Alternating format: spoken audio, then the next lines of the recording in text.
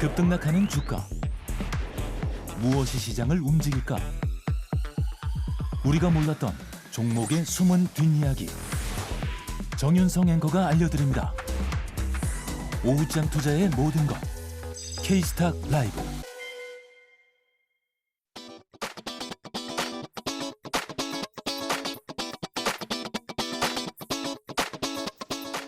네, 이어지는 종목 겨루기 오늘의 배틀 참전 출연자 바로 모셔보겠습니다. IM증권 이화진 과장, 헤르메스타 하창원 본부장 나오셨어요. 안녕하세요. 네, 종목 배틀 시작하기에 앞서서 오늘 시초가 기준 상승률 탑5 현황 보고 가도록 하겠습니다.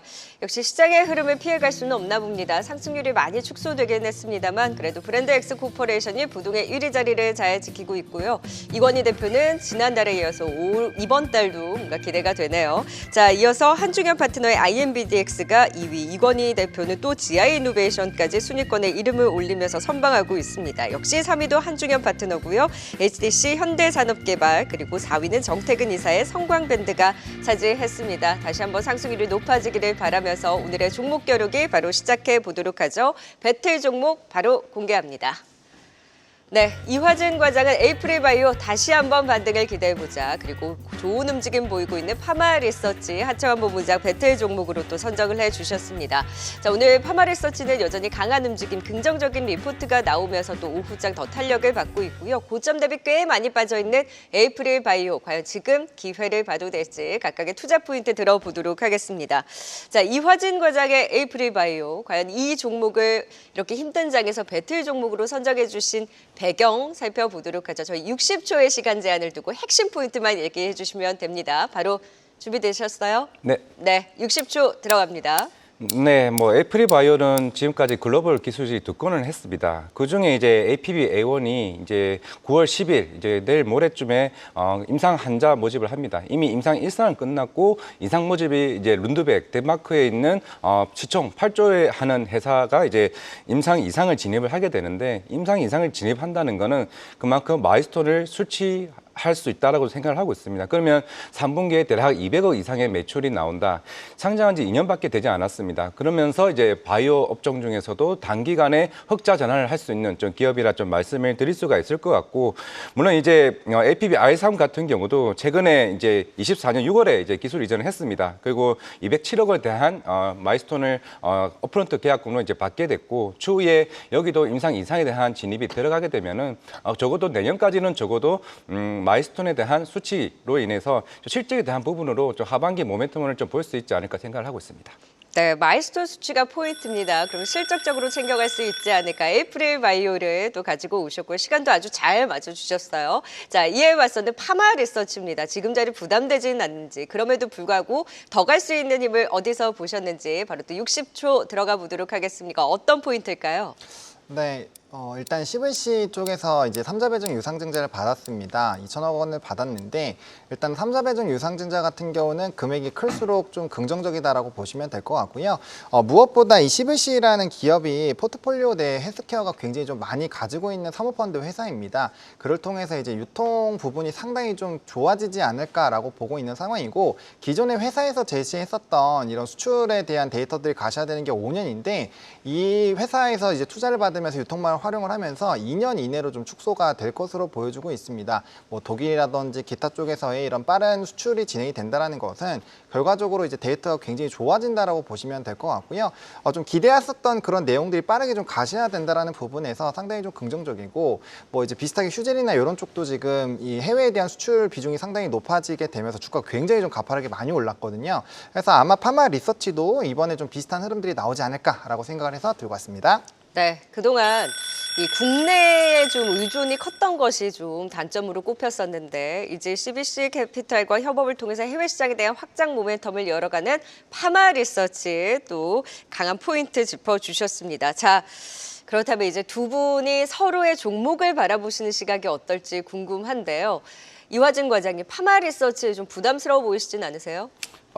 제가 이 회사를 1월 달쯤에 탐방을 다니고는 했습니다. 물론 아까 얘기한 것처럼 국내 비중이 굉장히 높고, 물론 이제 중국과 인도네시아, 싱가포르 대부분 이제 우리나라 동남아 쪽에 좀 수출 비중이 있었는데, 아까 얘기하신 것처럼 이제 해외 확장성에 대한 모멘텀이 굉장히 좀 중요하다고 생각을 하고 있는데, 그때 제가 추가로 간 회사가 또 CTC 바이오라는 회사를 가게 됐습니다. 아마 CTC 바이오의 최대 주주가 이제 파마 리서치인데, 결국 파마 리서치가 이 회사를 계속 지분 투자를 했던 이유는, 물론 아직까지 인수는 못했지만은 결국에는 GMP입니다. GMP 인증을 받기 위해서는 보통 5년의 이제 기간이 걸리기 때문에, 물론 이번에 자금도 많고 물론 새롭게 3자 배정도 받기는 했습니다만은, 결국에는 이 GMP 인증을 받기 위해서는 향후에 사업의 확장성을 위해서라도 좀 굉장히 중요한 이제 길목에 있다라고 생각하고 있는데, 여기에 대한 향후에 뭐 전략에 대한 방향이나 요 혹시나 아니면 지금 CTC 바이오가 반등을 세게 못했을 경우에 그 지분 관련된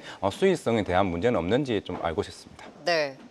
하지원 본부장님. 네, 뭐 당연히 이제 주가가 떨어지게 됐을 때는 수익성 부분에서는 약간의 좀 문제가 대두가 될 수 있는데, 또 반대로 인수를 아직 명확하게 하지 못했기 때문에 조금 더 싼 가격에 인수를 할 수 있는 또 명분이 되지 않을까라고 생각을 합니다. 그래서 요거는 보시는 관점에 따라서 사실상 좀 해석이 달라지지 않을까라고 보고 있는 상황이고요.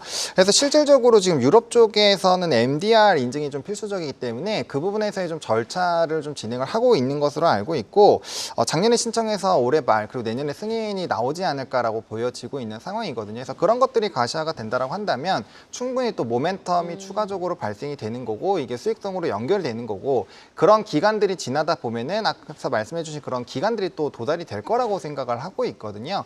그래서 좀 긍정적인 부분들이 사실 이제 주가가 올라갈 때는 좀 부정적인 부분보다는 긍정적인 부분들이 조금 더 이제 평가가 받는다라는 점, 그리고 지금 증권가에서도 대부분 좀 TP를 상당히 좀 높게 형성을 하고 있는 상황이거든요. 뭐 전일부터 시작해서 리포트가 지금 엄청나게 쏟아지고 있는데, 그런 부분에서 특히나 지금 시장에서 돈이 갈 데가 별로 없고, 만약에 이제 외국인과 기관의 수급에 좀 연속성이 생긴다라고 한다면 저는 보다 더 강하게 움직이지 않을까라고 보고 있고요. 최근에 또 급등하는 종목군들에서 기관의 매도가 굉장히 강한데, 좀 고가 부분인데도 불구하고 기관이 상당히 좀 공격적으로 담아내고 있다라는 부분에서 좀 저는 기대감을 가져봐도 괜찮지 않을까라는 생각입니다.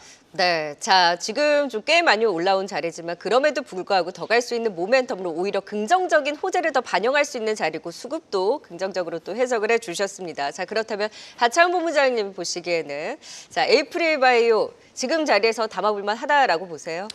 네, 일단은 뭐 이 회사 자체가 스토리가 지금 굉장히 좀 좋은 회사이기는 합니다. 뭐 지금 현금 안정성도 높고, 일단 바이오 쪽에서는 흑자 전환을 하는 내용이 굉장히 중요한데, 이번에 아마 이제 임상에 대한 로열티를 받으면, 이제 마일스톤을 받으면 흑자 전환에 대한 예상도 됩니다. 근데 중요한 거는 모멘텀이 하반기로 많이 쏠려 있는데, 하반기에는 이제 CDMO나 RTO젠 뭐 당장 이제 얼마 남지 않았는데 그런 이벤트들이 더 부각이 된다면 상대적으로 바이오 쪽에서도 이런 시장이면 수급이 쏠리지 않을까라고 보여지는데, 현재 이 에이프릴바이오 가지고 있는 모멘텀 강한 건 저도 알고 있지만, 이게 CDMO나 이제 RTO젠보다 어떤 부분에서 조금 더 매력적으로 보이시는지 좀 말씀해 주시면 좋을 것 같습니다.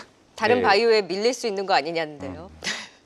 2월에 나왔던 SK증권 리포트 내용이 제2의 RTO제는 에이프릴바이오라는 이제 리포트 제목을 한번 나온 적이 있습니다. 그만큼 이제 향후에 기술 이제는 기대감이 굉장히 높은 이제 측면도 있고, 지금 이 회사는 지금 현금이 한 900억 정도가 있습니다. 최근에 뭐 페트론이나 아니면은 여러 이제 유상증자 관련된 이슈들이 굉장히 많은 측면이 있는 상황이기 때문에 일단 현금성이 풍부하다. 뭐 또 추가적으로 마일스톤까지 받게 되면은 적어도 현금성만으로도 1,000억 이상의 조금 확보가 될 가능성이 있습니다. 그런 측면이 있기 때문에 이 회사는 연간 한 100억에서 150억 정도에 대한 이제 R&D 비용을 하는 부분이 있기 때문에 적어도 5년간의 파이프라인에 대한 자금에 대한 이슈가 없다. 그리고 추후에 임상 실패에 대한 이슈. 지금 APB 아까 A1도 그렇고 I3도 그렇고 이제 임상이 1상이 끝났고 2상에 들어가는 진입이기 때문에 적어도 하반기나 내년까지는 임상에 대한 실패 이슈는 없다. 그리고 이상도 대부분 거의 다 상반기, 내년 상반기나 올해 하반기에 들어갈 가능성이 있기 때문에 일단 모멘텀 플레이를 해도 전 충분히